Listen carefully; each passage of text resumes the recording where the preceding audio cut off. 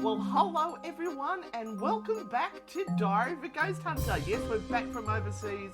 We've got a lot to tell you. A lot's happened since we've arrived home. But stay tuned because it's all coming right at you. Welcome to the Diary of a Ghost Hunter podcast with your frightfully good hosts and paranormal investigators, Anne and Renata. Join the chaos weekly as we tell you what has inspired us, what cases we're investigating, what is driving us round the twist, and the true horror of what goes on in the background of being a ghost hunter. This is a frightfully good production.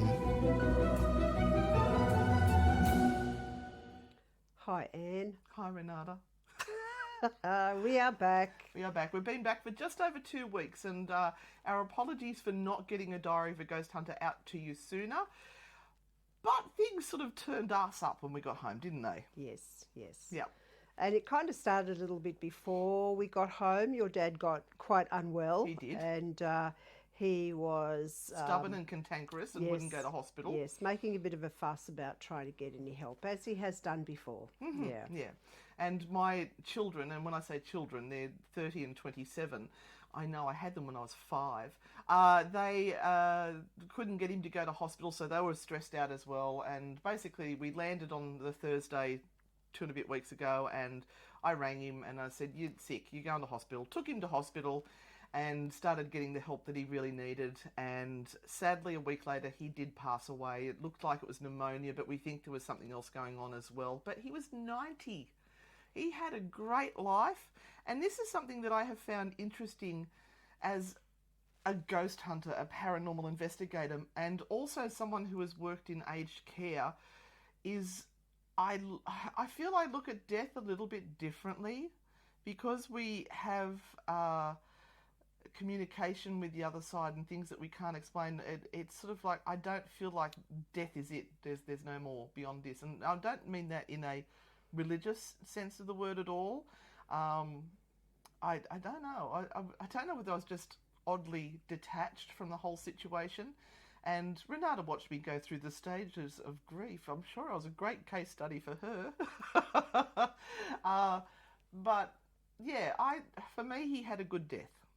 All the things were lined up, that we'd done everything he needed to, and we'd said everything we needed to. I, in my gut, knew he was going to pass the night before he passed. And we actually he sort of was unconscious, came to, we had a great chat. He told me he loved me, I told him I loved him, and he had a bit of a joke as I left the door, and he passed away peacefully the next day. So didn't have to put him in a home, none of that. Yeah. So thank you to all those people who have reached out and sent their condolences. I really appreciate it. It's been a bit of a struggle to keep going. Of course, having a different perspective on death doesn't stop the hurt of losing someone who's you love and it's in part of your life. But it is what it is. It's part of the life cycle. Things you can't avoid: taxes and death. Yes. So that was that. But it has meant that the last 2 weeks have been a little difficult for getting recordings done. We fell behind on True Hauntings, which was completely me because I just went, I just can't. And very kindly, Renata allowed me to take a week off. Oh, what? Just one. Just one. Don't pull that. Don't pull that again, bitch. I'm going to pull the grief card as many times as I can. I can't do that. My heart's broken at the moment. You'll have to do it for me. No, you won't let me do it. No. Well, you can't do it on your own. You can't do True Hauntings on your own because it would be you telling the history, and that's it. Yeah, so it wouldn't have been... There'd be no wheezing. The episode that we did would not have been as hysterical as it was if you were not there. That's right. I have to agree. I don't actually add great content. I just make her lose her shit, so... Yeah, she does. All right, so we have come back from our trip to Germany and Prague. Yes. And what did we learn? What did we learn? We learned that we're very unfit. Yes, we learned that we were very unfit. We learned that on these bus trips you have to expect the unexpected, and you have to allow for time for unexpected things to happen, because not everything's going to flow smoothly.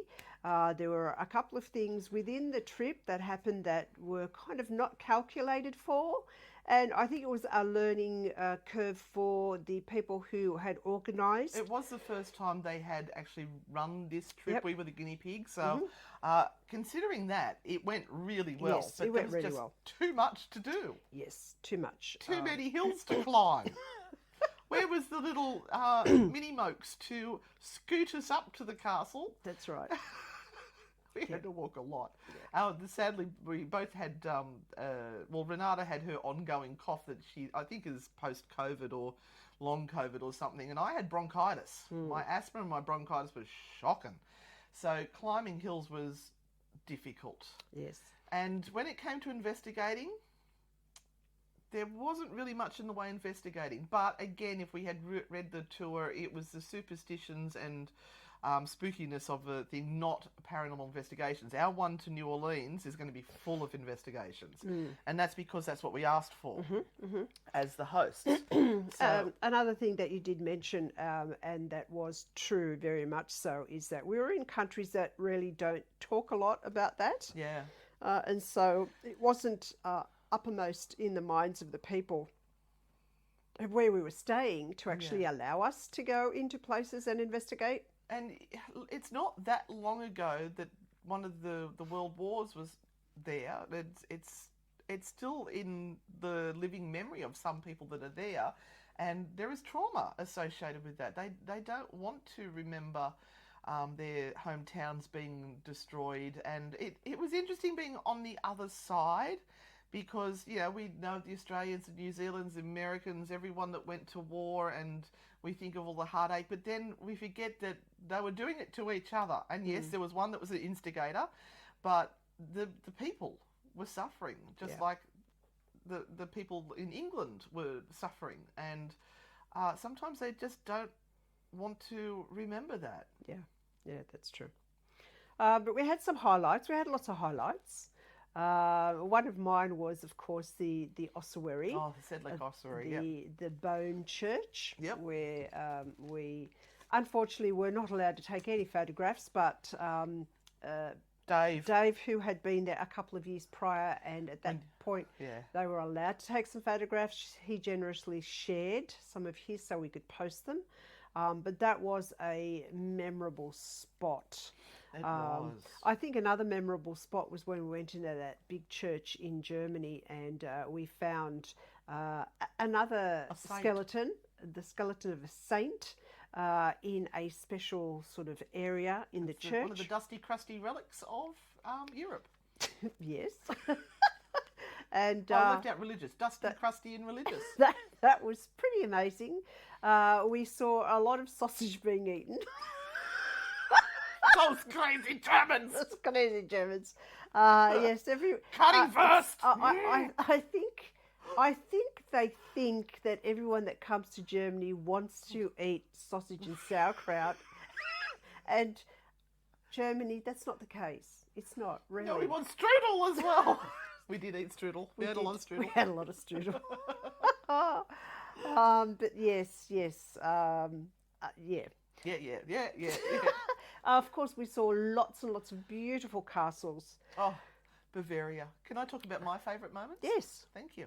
Sedlec ossuary, again, seeing all the skeletons of people who died during the plague made into a sacred space was just insanely beautiful in a weird sort of way. Mm-hmm. But there was another place that we went to, which was, I think, an extra that they threw in, and that was this place. Now, for those who are not watching the YouTube version, I'm holding up a ticket, and this was a ticket to what was essentially a museum where they told us the story of Frankenstein and how, you know, his body parts were put together and the possible science behind that actually happening. So it was the Museum of Autopsy, I think, if I remember correctly, and they had machines that showed how they could have animated a dead body by putting the electricity through it. Mm-hmm. They had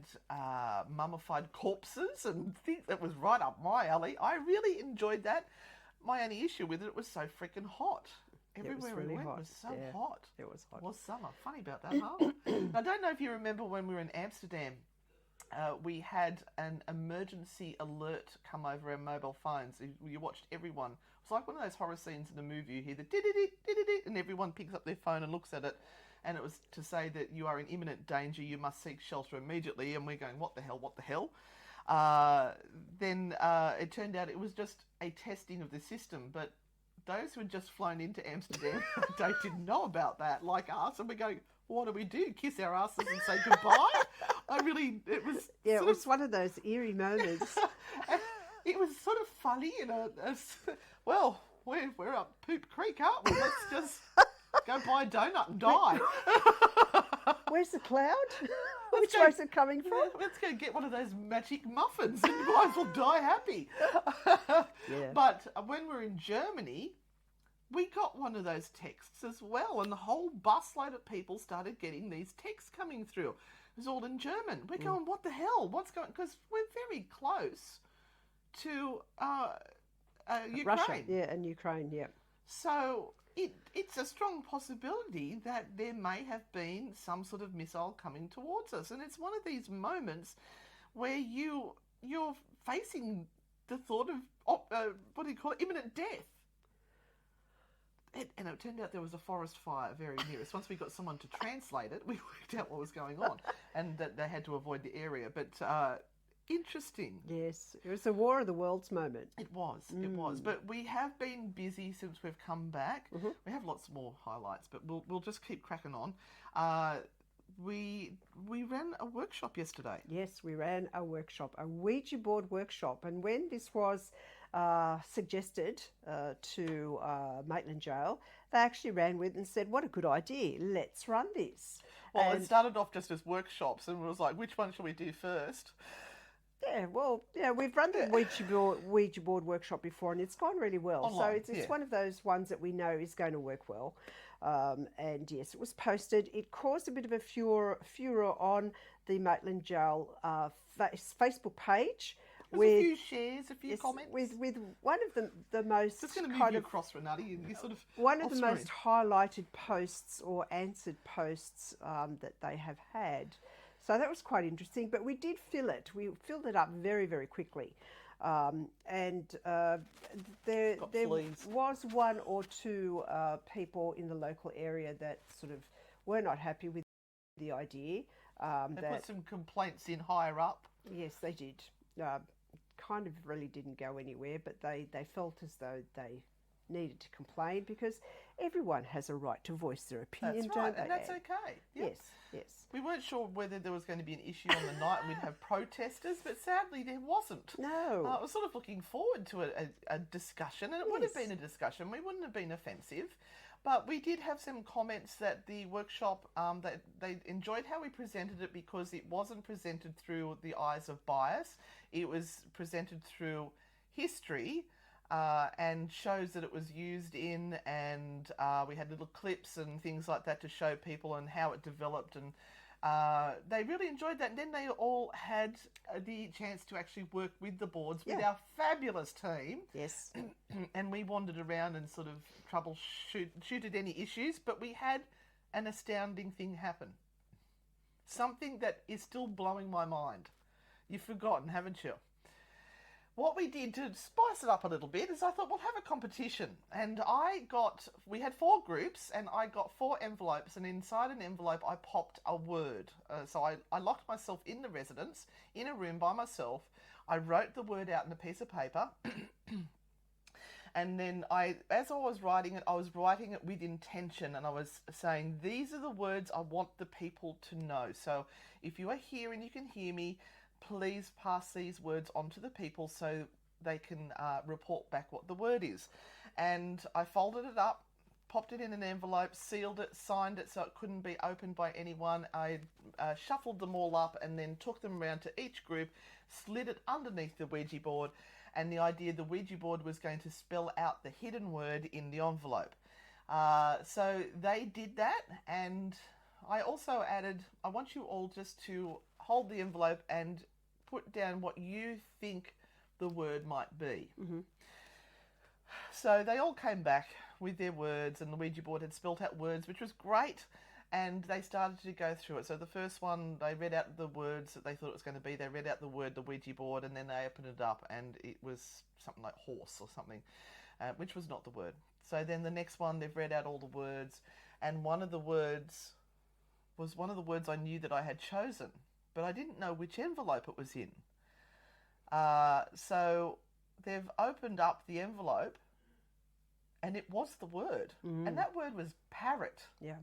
I deliberately chose words that had nothing to do with the paranormal, just random words. The only clue I gave them was that it was 5 to 6 letters in length. That was it. And this young man picked the word parrot, not the Ouija board. This one young man. He was astounded as everybody else in the room. So what are your thoughts on that? How did that happen? Did he just guess a word and it just happened to be the word? Or do you think maybe by me writing with intention and sending it out there that he has picked up on it telepathically and that word has sat there? Now, I can tell you there were no parrots at the residence. There was no mention of parrots all evening. So there was no subconscious thing. Yes, very random. And no one else got any of the words. But that blew my mind. Even Roman, the skeptic, was like, well, that's interesting. Yeah, that shows a lot of ability. Yeah. A lot of latent ability. Move over, Tyler Henry. Yeah.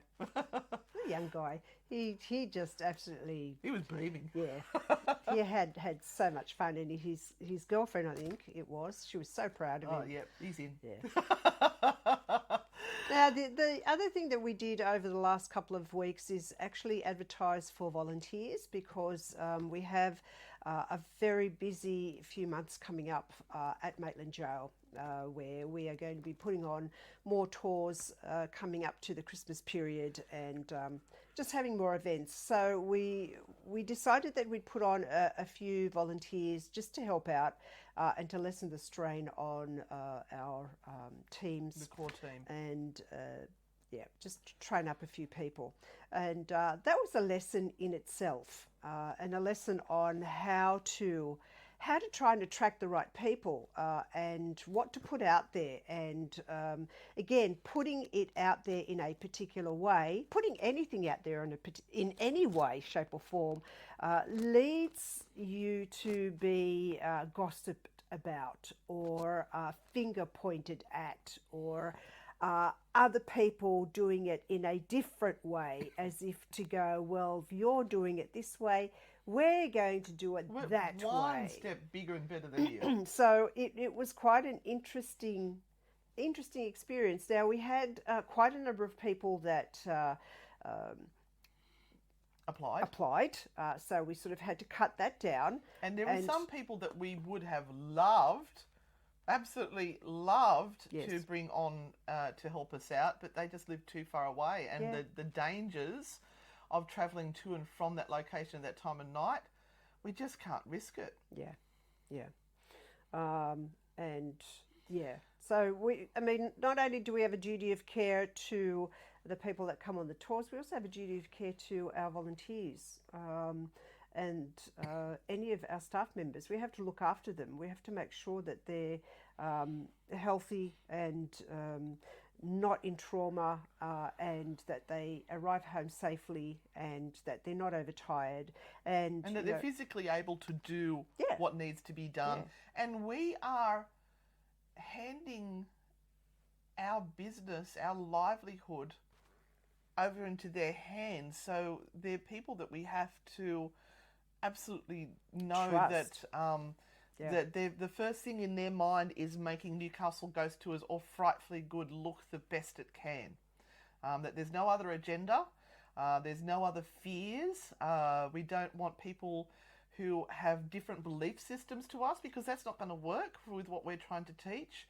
So it has been a really interesting process. Mm-hmm. We're not quite through the process yet. No, I stuffed that one up yet again by having my father's wake on the... I had to go around my my dad's sister, half sister, who was coming from Queensland. So that was the only night we could do it. So I apologise to all those people who were waiting to have an interview. Yes. So we're going to go into the interview process within the next week or so, and then we'll be making a choice of just a few people just to help out between now and Christmas. And we've got to know they're the type of people that if they say yes, they're going to do something, that they will turn up and not say, well, I've got a better offer, I'm not coming in tonight, because you're not paying us. And we can't pay people. There is simply, there's no money. If you think you're going to make a wealthy, healthy living out of running ghost tours. Yeah. I read somewhere where someone had actually said it would be a great job to have, and I sort of thought to myself, no, you really need to ask someone who's in the business and doing it.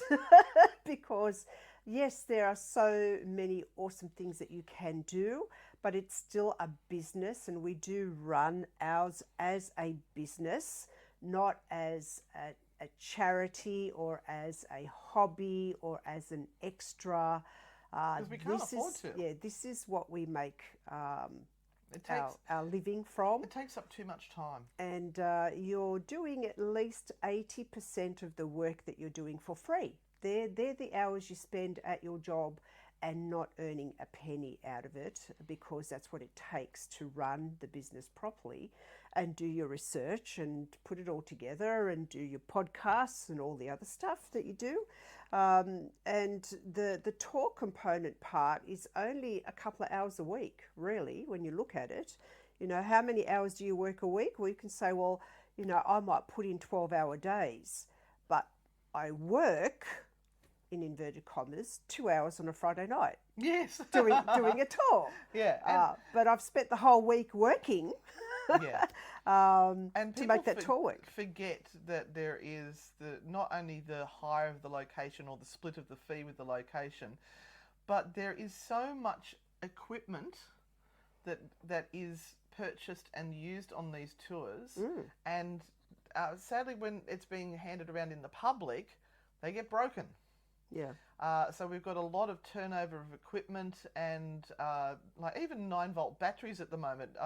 I'm sort of running around to the team saying, please make sure you turn off the K2s, please turn off the REM pods, turn everything off as soon as you finish with it, because the batteries are $6 each. Yeah. And if it's only going to last one tour and you've got 4 REM pods and you've got 10 K2s out, do the maths. It's not going to last very long. Yeah. It's very expensive. Yeah. So that's something to consider, as well as your insurance and everything like that. Yeah. But yeah, so the tours we love, and that's how we get to meet people, and it's great, but we just can't afford to be paying everyone.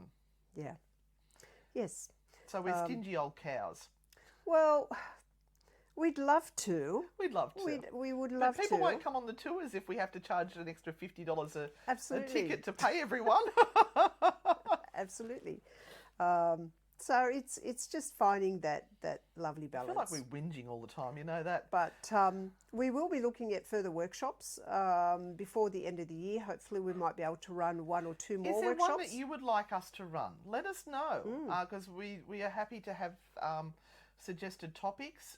These are being held live at Maitland Jail, and the beauty of it is if we, say, do a spirit box workshop, we'll explain to people the history of it, how to use it, and then we actually go out into the jail and use it. So it's not often that you get to be on a haunted location, learn how to use it, and then go out and put it into practice. So thank you again, Maitland Jail, for the opportunity to run these. But we need to get going because we've got a radio show to get to. That's correct. So please share this around. Make sure you give it a thumbs up. Please subscribe to our YouTube channel. Keep an eye out for all the UK stuff that is coming out every week now. It's coming out very regularly. Thank you, Cousin Steve. And we will be back, hopefully with another one before we go to Norfolk Island. Absolutely. And then hopefully another one. We'll see how many we can cram in before we go. But it's great to be back, and thank you for all the lovely condolences you've sent. And share it around. And if you want to buy us a cup of coffee, please buy me a coffee, Anne and Renata. We'd appreciate it. Bye, everyone. See you on the dark side. Stay spooky. Don't be a dickhead. Be frightfully good. We'll And get this be right one day. frightfully good. Bye, everyone.